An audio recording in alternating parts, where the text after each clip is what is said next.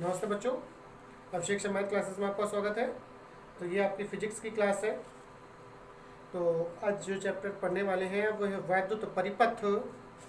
आज वैद्युत परिपथ चैप्टर देखेंगे।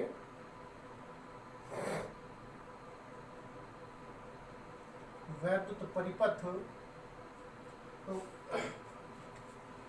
तो इसमें जो कुछ थोड़ा सा थ्योरेटिकल भाग है वो आप लोग अपनी बुक से पढ़ सकते हैं। जैसे प्राथमिक सेल क्या होता है, द्वितीयक सेल क्या होते हैं, सेल के प्रकार कितने होते हैं, इस तरीके से छोटी छोटी चीज़ें जो हैं वो आप अपनी बुक से पढ़ लीजिए। उसमें जो सबसे इम्पॉर्टेंट चीज़ है, क्योंकि हमने बताया आप लोगों को कि हम इसे केवल 1 या 2 ही क्लासों में एक चैप्टर को फिनिश करने की कोशिश करेंगे। इसमें से जो भी बहुत इंपॉर्टेंट चीज़ें हैं बस केवल उन्हीं को हम बता रहे हैं। तो जिसमें जो सबसे इम्पॉर्टेंट चीज़ है वो है किरचॉफ के नियम।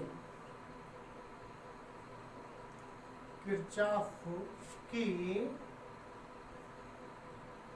वैद्युत परिपथ संबंधी नियम। किरचॉफ के वैद्युत परिपथ संबंधी नियम। तो किरचॉफ ने वैद्युत परिपथ संबंधी 2 नियम प्रतिपादित किए। 2 नियम, पहला जिसे कहते हैं प्रथम नियम, इनका जो है प्रथम नियम को ही धारा का नियम भी बोलते हैं। धारा का नियम जैसा कि इन्होंने बताया पहले नियम में कि किसी एक बिंदु या फिर संधि पर आने वाली समस्त धाराओं का बीजगणितीय योग उस बिंदु से जाने वाली समस्त धाराओं के बीजगणितीय योग के बराबर होता है। या इसे कहते हैं सिग्मा आई बराबर 0। क्लियर हो गया? सिग्मा आई बराबर 0 मतलब जितनी भी धाराएं हैं उन सब का योगफल 0 होगा। क्लियर हुआ? सिग्मा आई बराबर 0। अब जैसे हम सिंपली इसको समझने की थोड़ा सा कोशिश करते हैं कि जैसे मान लेते हैं ये बिंदु है, ये बिंदु एक हो गया, संधि हो गई। तो यहाँ से इस पर से कई धाराएं ऐसे निकल रही हों, बहुत सी धाराएं ऐसे निकाल दें इसमें से। जैसे मान लेते हैं ये सब धाराएं निकल रही हैं, तो कुछ धाराएं बिंदु की ओर आ रही हैं और कुछ धाराएं बिंदु से दूर जा रही हैं। मतलब जैसे ये इधर हो गई, ये बिंदु की तरफ हो गई, बिंदु से बाहर हो गई, ये बिंदु की तरफ हो गई, ये बाहर हो गई, ये बाहर हो गई, या ये अंदर हो गई, ये बाहर हो गई, इस तरीके से। तो अगर नाम डालें इसमें तो इसे रख लेते हैं I1, ये I2, ये I3, ये I4, ये I5, ये I6, ये I7 और ये I8 हो जाएगा। इसमें 8 धाराएं एक बिंदु पर लगी हुई हैं। इसमें से कुछ धाराएं बिंदु की तरफ आ रही हैं और कुछ बिंदु से दूर जा रही हैं। तो बिंदु की ओर जितनी भी धाराएं आ रही हैं उनको हम देखेंगे कौन कौन सी हैं। ये I1 है, ये हो गया। ये I2 बिंदु की ओर आ रही है, I2 प्लस लगाते जाएंगे, और प्लस और बिंदु की ओर कौन सी आ रही है, ये I4 बिंदु की ओर आ रही है, और ऐसे ही बिंदु की ओर जी I7 बिंदु की ओर आ रही है। तो ये सब आने वाली धारा है जो बिंदु की ओर आ रही है। और जो बिंदु से बाहर को जो कौन सी जा रही है, जो बाहर जा रही हो, एक ये है I3, दिखाई दे रहा होगा, I3 हो गया। और बाहर कौन सी जा रही है, I5 है। वैसे ये I6 बाहर जा रही है और ये I8 बाहर जा रही है। तो ये आने वाली धाराएं बिंदु की ओर और ये बिंदु से बाहर जाने वाली, तो इन दोनों का जो योगफल है वो बराबर होगा। क्लियर हो गया? मतलब आने वाली समस्त धाराओं का योगफल बिंदु से बाहर जाने वाली या बिंदु से दूर जाने वाली समस्त धाराओं के योगफल के बराबर होता है। या इसी को अगर हम पक्षांतर करके लिखें तो हम इसको इस प्रकार से लिखेंगे, I1 प्लस I2, यह आएगा minus I3 plus I4 minus I5 minus I6 plus I7 और माइनस I8 और बराबर 0। और सभी धाराओं का जो योगफल होता है हम उसे सिग्मा आई से लिखते हैं बराबर 0। ये आ गया है किरचॉफ ने प्रथम नियम में अपने बताया कि किसी एक बिंदु पर आने वाली समस्त धाराओं का बीजगणितीय योग उस बिंदु से दूर जाने वाली समस्त धाराओं के बीजगणितीय योग के बराबर होता है, और इसे धारा का नियम भी कहते हैं। और ये जो नियम है ये आवेश के संरक्षण को व्यक्त करता है। क्लियर हो गया? आवेश के संरक्षण। इसमें एक बहुविकल्पी क्वेश्चन बनता है कि किरचॉफ का प्रथम नियम किसके संरक्षण को प्रदर्शित करता है? तो किरचॉफ का जो प्रथम नियम है वो आवेश के संरक्षण को प्रदर्शित करता है। ये बहुत जरूरी है। आवेश के संरक्षण को, प्रथम नियम जो है वो आवेश के संरक्षण को व्यक्त करता है। और ये बोर्ड एग्जाम में बिल्कुल 100% क्वेश्चन आने वाला है। बहुविकल्पी में मिलेगा आपको कि किरचॉफ का प्रथम नियम किसके संरक्षण पर आधारित है, तो वहां पर एक ऑप्शन होगा आवेश। तो आप क्या टिक करेंगे? आवेश। उसके बाद बात करते हैं किरचॉफ का द्वितीय नियम, जिसे पास का नियम भी बोलते हैं। पास, ये पास मतलब समीप आना नहीं भैया, कल हिंदी का पेपर है तो आप लोगों का हिंदी और सामान्य हिंदी, मतलब आर्ट साइड वाले हिंदी और साइंस साइड वालों के लिए सामान्य हिंदी कहते हैं। उसमें समानार्थी शब्द आते हैं, उसमें पास एक शब्द आ जाए तो वो वाला पास नहीं है, वो पास ऐसे लिखा जाता है, वो होता है पास। ये होता, इसका मतलब होता है समीप आना, समीप या नजदीक, नजदीक, ये होता है। लेकिन ये जो पास है वो इस तरह से लिखा जाता है, पास। इसे बोलते हैं पास नहीं कहते, इसे बोलते हैं पास। पास का मतलब होता है परिपथ से है।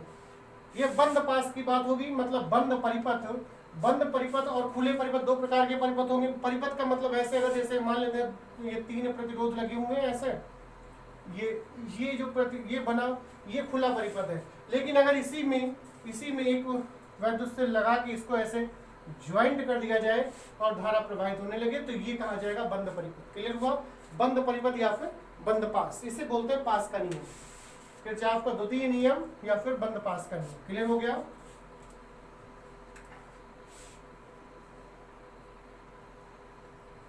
द्वितीय नियम या फिर पास का नियम। क्लियर है? द्वितीय नियम या फिर पास का नियम। जैसे इसकी लैंग्वेज के रूप में हम बोलेंगे कि किसी वैद्युत परिपथ में प्रत्येक बंद पास के विभिन्न खंडों में प्रवाहित होने वाली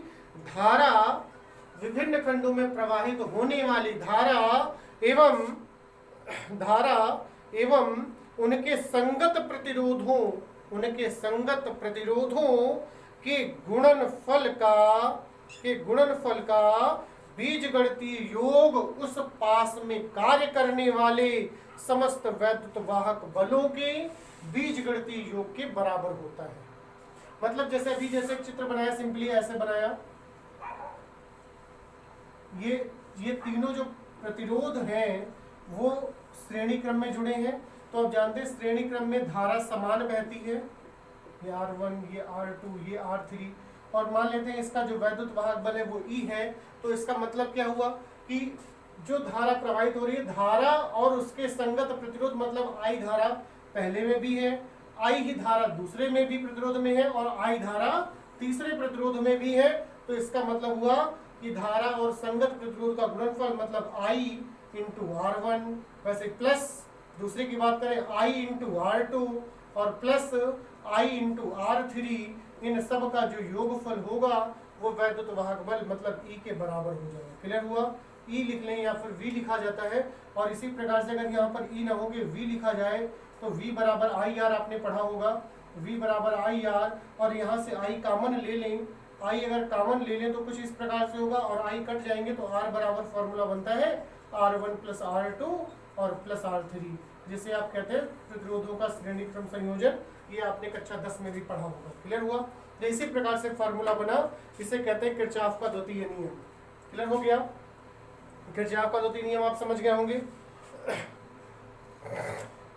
लेकिन किरचॉफ का द्वितीय नियम, इस पे भी एक वैकल्पिक क्वेश्चन बनता है। जैसे प्रथम नियम किसके संरक्षण को व्यक्त करता है, तो फिर आवेश के संरक्षण को व्यक्त करता है। लेकिन द्वितीय नियम जो है वो ऊर्जा के संरक्षण को व्यक्त करता है, ऊर्जा के संरक्षण को।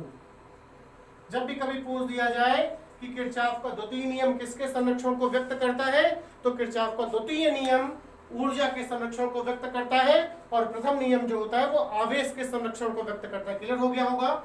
तो आप समझ गए होंगे किरचॉफ का प्रथम नियम और द्वितीय नियम क्या है।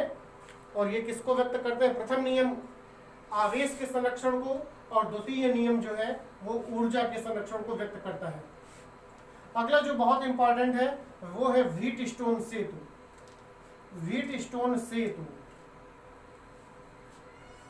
व्हीटस्टोन सेतु, ये व्हीटस्टोन नामक वैज्ञानिक थे।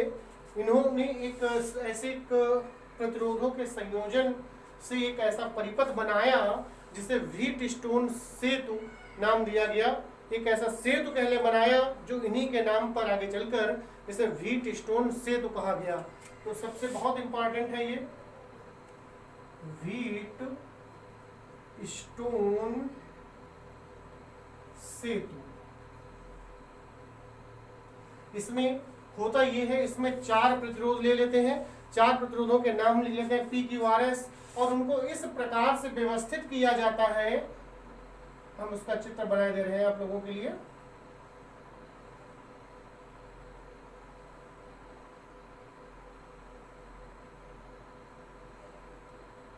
इस प्रकार से व्यवस्थित करेंगे, बहुत कायदे से देखना होगा।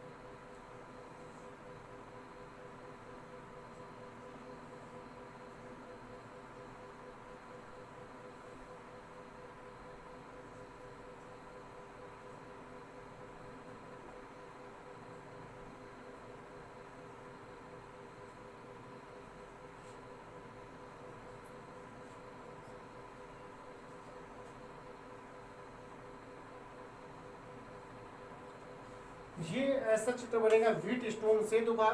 इसमें 4 प्रतिरोधों को इस प्रकार से संयोजित किया जाता है कि जिसमें एक कह समचतुर्भुज के रूप में या फिर वर्ग के रूप में इस प्रकार से संयोजित करते हैं कि A और C की भुजा के बीच में जो प्रतिरोध लगा वो उसे P नाम दिया गया, B और C के बीच में Q, A और D के बीच में R, वैसे B और D के बीच में S हो जाएगा। और जो इसके विकर्ण है, इसका विकर्ण जो AB विकर्ण है, अब चूंकि इसमें ऐसे नहीं बना सकते क्योंकि जगह नहीं है, तो उसको तार बढ़ा के ऐसे थोड़ा बढ़ा लिया, और AB विकर्ण पर एक सेल और एक कुंजी लगा लेंगे। वैसे ही जो विकर्ण CD है उस पर एक गैल्वेनोमीटर मतलब धारा मापी, ये जो है ये धारा मापी है। धारा मापी को इंग्लिश में गैल्वेनोमीटर बोलते हैं, इसलिए उसे G से लिखा गया और एक प्लग कुंजी K2 लगा ली गई।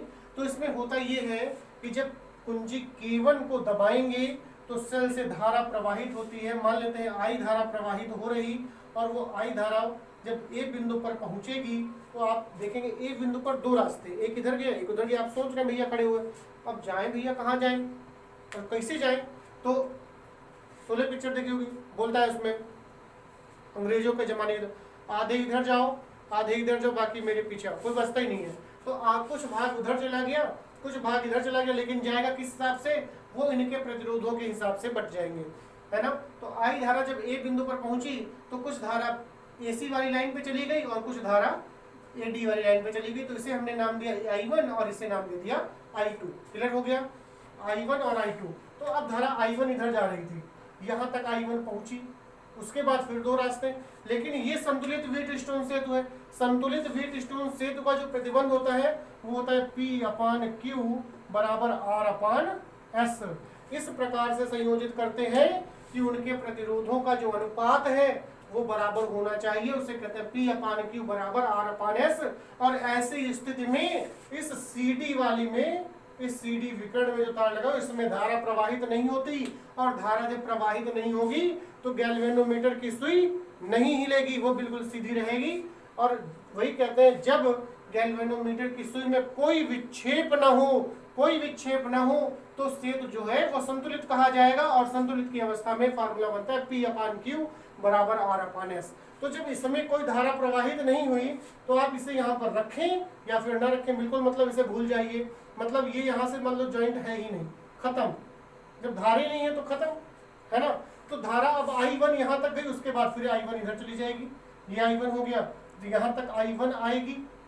अब ऐसे I2 धारा इधर जा रही है, इधर I2 आई, यहाँ पे भी I2 आ गई घूम के, इधर से भी I2 आई, और यहाँ पर दोनों जब मिली आके तो फिर से I बन गई, और इधर I होते हुए और पूरे परिपथ को फिक्स कर दिया। क्लियर हुआ।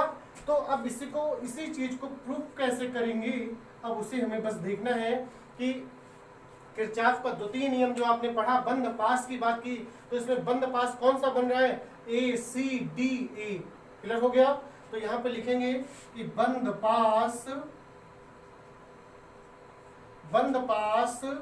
ACDA में किरचॉफ के द्वितीय नियम से, किरचॉफ के द्वितीय नियम से। तो क्या होगा, अभी जैसा किरचॉफ के द्वितीय नियम में बताया कि प्रवाहित धारा और संगत प्रतिरोध का गुणनफल, तो प्रवाहित धारा इस वाले में देखेंगे AC वाली भुजा पर, AC वाली भुजा का जो प्रतिरोध है P, और इसमें जो धारा प्रवाहित हो रही है वो I1 है, तो ये हो जाएगा I1 × P। क्लियर हो गया। वैसे ही अब घूम के इधर पहुंचे तो G यहाँ पर लगा हुआ गैल्वेनोमीटर, प्लस उसमें कोई धारा प्रवाहित नहीं हो रही, तो मतलब 0 × G। क्लियर हो गया। प्लस अब कहाँ गए, A से C से D आ गए, अब D से हमें A आना है, क्योंकि D से A की अगर बात करें इधर की तरफ, लेकिन इसमें जो AD वाली भुजा है इसमें धारा इस दिशा में जा रही है, ऐसे नीचे की तरफ, D की तरफ, है ना, A से D की तरफ, लेकिन हम निकाल क्या रहे, D से A की तरफ, तो माइनस लग जाएगा, माइनस और I2 × R। क्लियर हो गया। और बराबर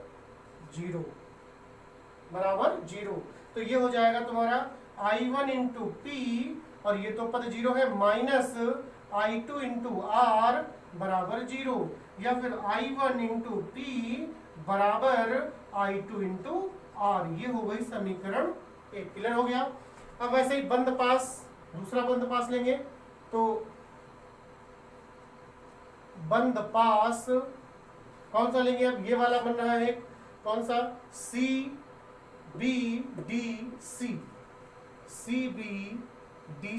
में किरचॉफ के द्वितीय नियम से। तो किरचॉफ के द्वितीय नियम में देखेंगे तो यहाँ से चले तो इस वाले प्रतिरोध में Q प्रतिरोध है, और इसमें धारा कौन सी है, I1 है, तो I1 × Q।